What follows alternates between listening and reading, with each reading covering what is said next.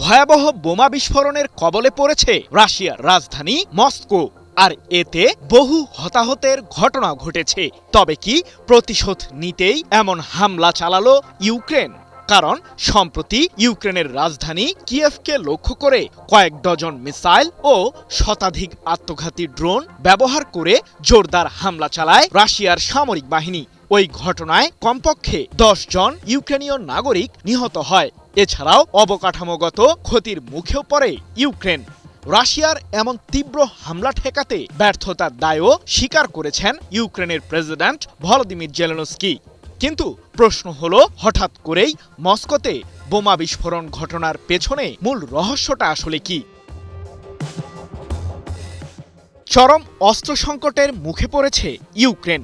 তবুও টানা 4 বছরেরও বেশি সময় যাবৎ রাশিয়ার বিরুদ্ধে যুদ্ধে লড়েই যাচ্ছে কিয়েভ। তাই তো বিশ্লেষক মহলে প্রশ্ন উঠেছে যে সংকটের মাঝেও কিভাবে যুদ্ধ চালিয়ে যাচ্ছে জেলেনস্কির বাহিনী। সাম্প্রতিক সময়ে রাশিয়ার জ্বালানি তেল কেন্দ্র, সামরিক স্থাপনা ও দেশটির অস্ত্র তৈরির কারখানাগুলোকে লক্ষ্য করে ড্রোন হামলা চালায় ইউক্রেন। তাই তো পাল্টা জবাবে জেলেনস্কিকে তার ভুলের হিসাব কড়ায় গণ্ডায় বুঝিয়ে দিচ্ছেন রুশ প্রেসিডেন্ট ভ্লাদিমির পুতিন। 30 জুলাই থেকে 1 আগস্ট পর্যন্ত ইউক্রেনকে লক্ষ্য করে 2 দফায় বড় ধরনের হামলা চালিয়েছে রাশিয়া, যার মাঝে শুধুমাত্র 1 আগস্টেই ইউক্রেনকে লক্ষ্য করে কমপক্ষে 35টি মিসাইল ও 185টি আত্মঘাতী ড্রোন ছুড়ে রুশ বাহিনী। আর এতেই লণ্ডভণ্ড হয়েছে কিয়েভ সহ আশপাশে থাকা ইউক্রেনের কমপক্ষে 7টি জেলা।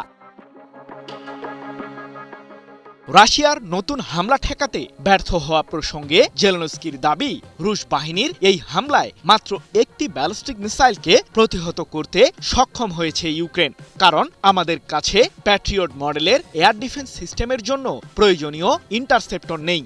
তবে সমরবিদদের ধারণা, আকাশ প্রতিরক্ষা ব্যবস্থার সংকট থাকলেও আত্মঘাতী ড্রোন কিংবা মিসাইলের ভারী মজুদ আছে ইউক্রেনের কাছে, যেগুলো দিয়েই মূলত রাশিয়ার বিরুদ্ধে ধুকে ধুকে লড়ছে জেলেনস্কির বাহিনী।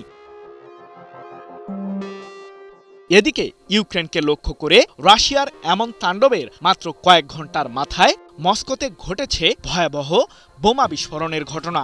এ প্রসঙ্গে রাশিয়ার নিরাপত্তা বাহিনীর সূত্রগুলো জানিয়েছে, মস্কোর বালজি রোসি নামের একটি রেস্তোরাঁয় বিস্ফোরক বহনকারী এক নারী প্রবেশের চেষ্টা করলে নিরাপত্তারক্ষীর বাধার মুখে পড়েন তিনি। এ সময় বোমাটি বিস্ফোরিত হয়ে ওই নারী, রেস্তোরাঁটির নিরাপত্তা কর্মী এবং একজন অতিথি নিহত হন। এছাড়াও এই ঘটনায় আহত হয়েছে আরও কমপক্ষে 21 জন মানুষ। 2 আগস্ট এক প্রতিবেদনে বিষয়টি নিশ্চিত করেছে ব্রিটিশ সংবাদ মাধ্যম বিবিসি।